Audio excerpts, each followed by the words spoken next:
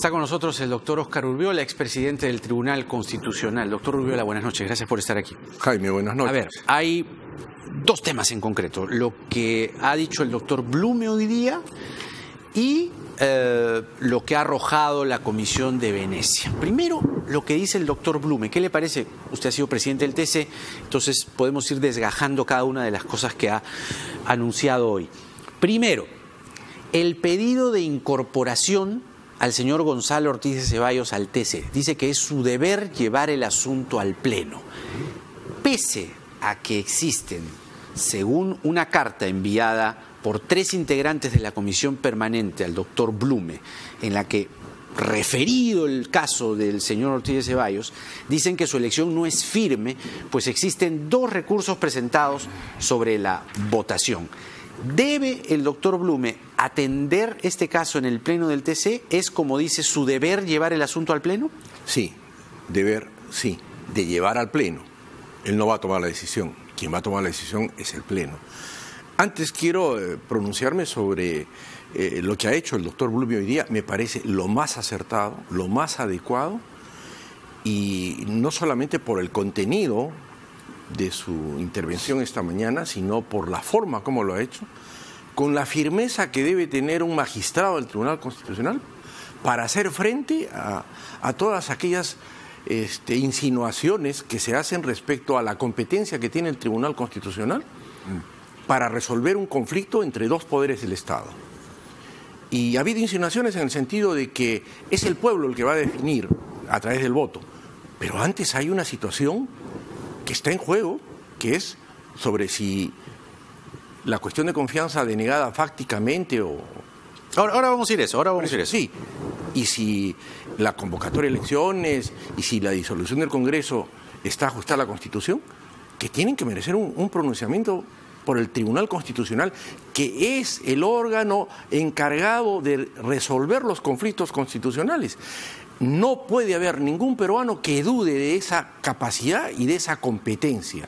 Si el Tribunal Constitucional así es, dice, como les preguntaba, bueno, Mauricio Mulder es político, usted ha sido presidente del TC y es abogado constitucionalista. Y defiendo solamente esa institución. Pregunta, es decir, todas las instituciones de democracia. Si el Tribunal Constitucional dice en su resolución lo que hizo el señor Vizcarra se ajusta a la Constitución. Así es. Ese es el dicho del máximo intérprete de la Constitución. O sea, se acabó la controversia. Se acabó la cosa. Así es. Así de fácil. Así de fácil. Ya. Estamos en un Estado de Derecho. Ahora, los tribunos del TC,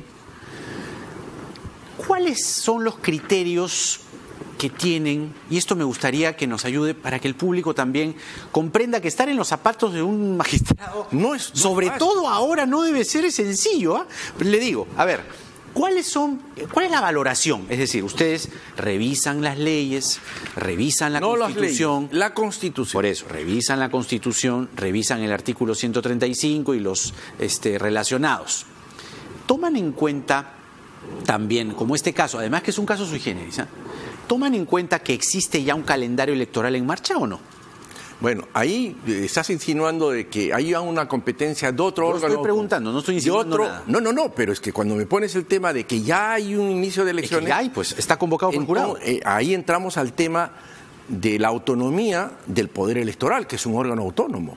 ¿Correcto? Que ha convocado elecciones. Que ha convocado elecciones sobre la base, o en todo caso, el mandato de un decreto supremo que está cuestionado también. Por eso, entonces, ¿cuál sería el camino? El Código Procesal Constitucional establece que los actos, ¿no?, que son declarados nulos porque han sido dictados por un órgano incompetente o por un órgano que no tiene las atribuciones para eso o por el cual no se han reunido las formalidades que exige la Constitución, podría anularlos. ¿Y qué cosa genera la nulidad? La no existencia del acto. Y si no hay acto de disolución y no hay acto de convocatoria, no hay nada. Usted ha dicho, el Jurado Nacional de Elecciones es un poder independiente. Así es. Si el Jurado Nacional de Elecciones, como poder independiente, ha convocado elecciones, pero no puede convocar, ¿cómo puede el TC interferir en la convocatoria? Por favor, la interpretación del derecho no puede ser de manera aislada.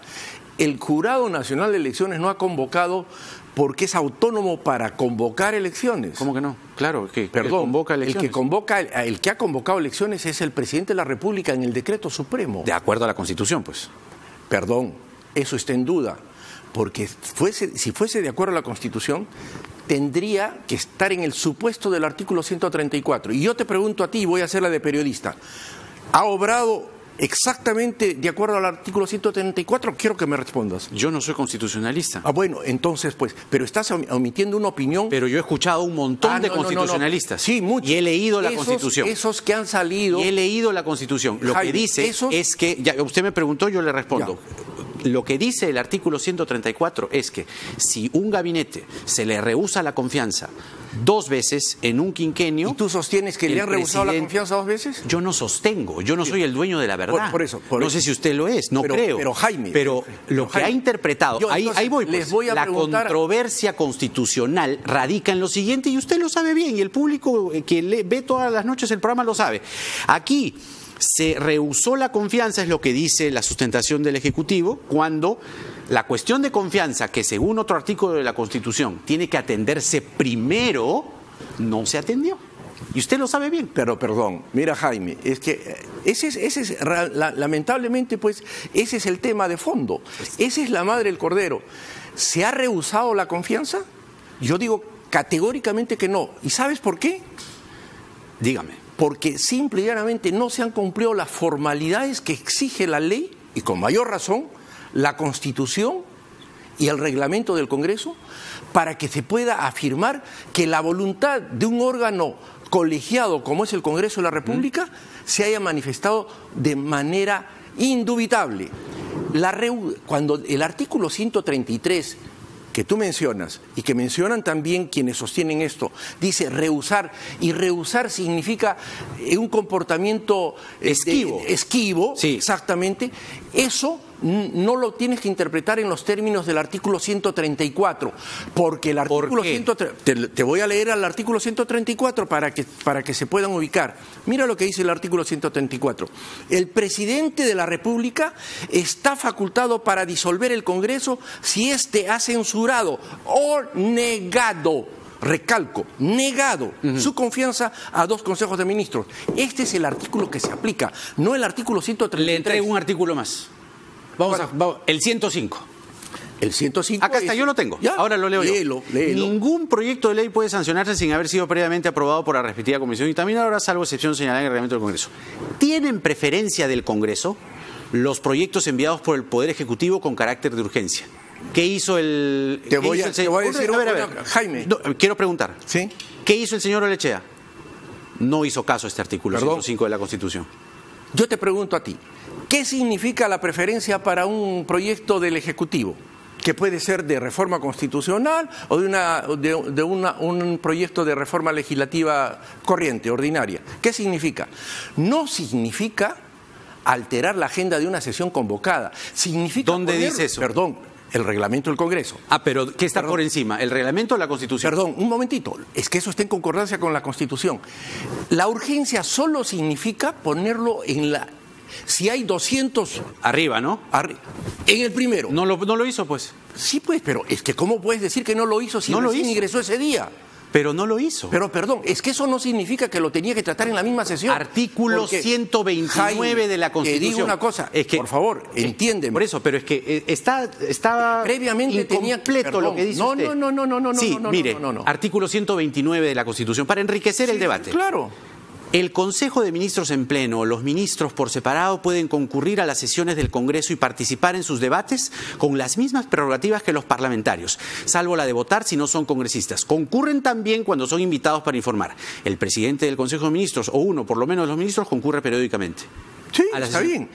Pero se burlaron de este artículo de la Constitución. Jaime, eso no significa que un ministro, por más que tenga la prerrogativa que señala el 129 y que el señor del Solar lo invocó al momento, no, perdón, ese ha sido un grave error. Le la puerta. No, perdón, yo no defiendo a las actitudes del Congreso. Una pregunta muy simple. Déjame terminar. No, pero por eso, esto, lo que hizo el Congreso el 30 de septiembre, de trancarle la puerta. Muy malo. Fue contra ese artículo, ¿no? Muy malo. Fue inconstitucional, pues.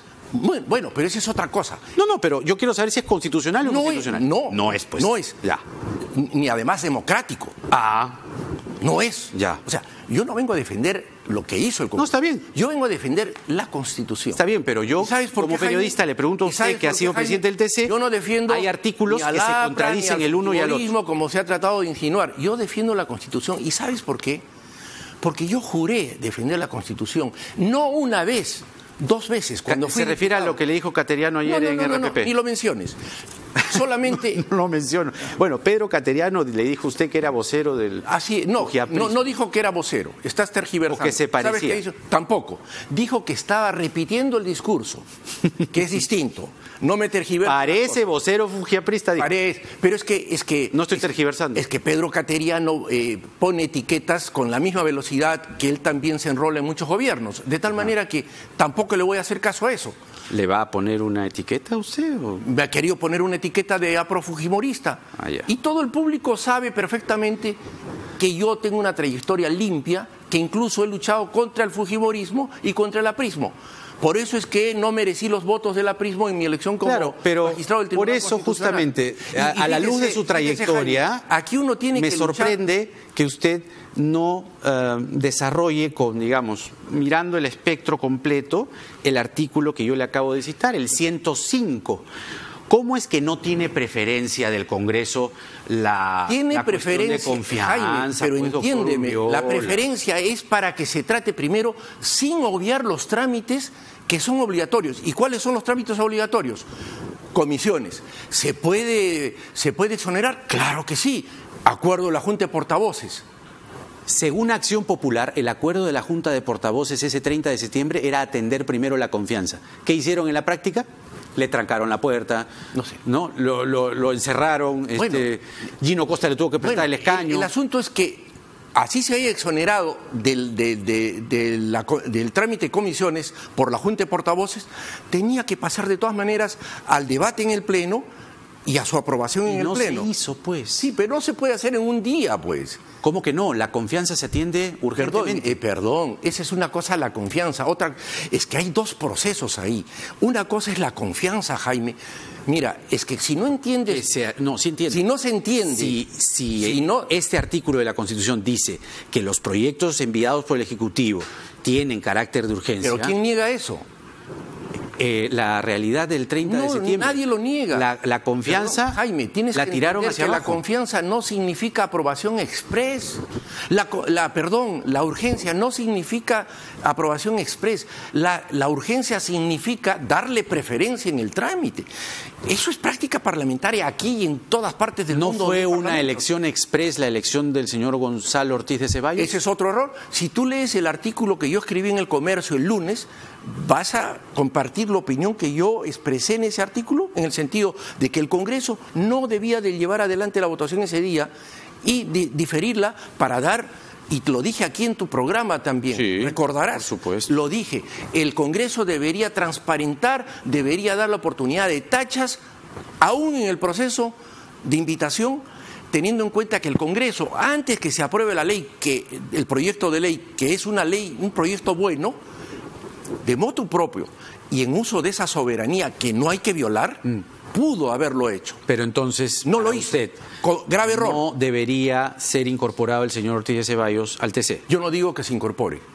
No he sostenido eso y tampoco vengo a defender eso. Por eso, no debería ser incorporado.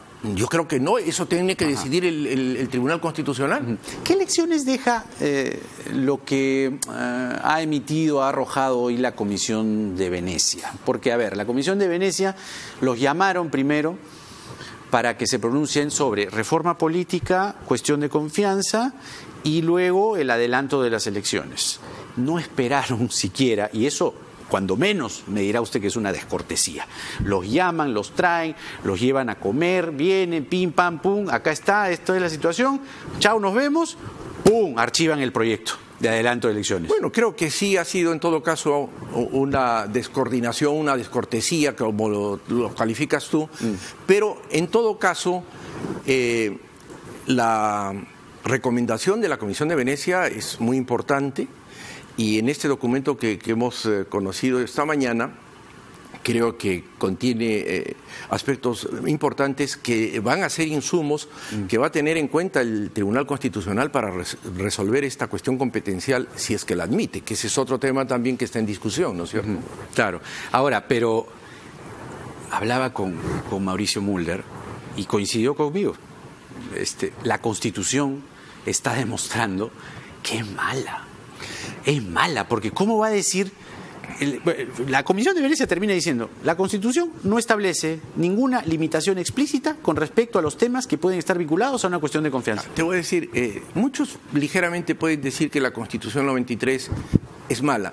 Yo diría, no es la perfección, pero creo que pero falta por mejorar un montón, perdón. ¿no? Después de las mejoras que se han hecho, porque la Constitución del 93, tal como salió del Congreso Constituyente Democrático, era una constitución semántica, que era el disfraz de una dictadura, ¿no es cierto?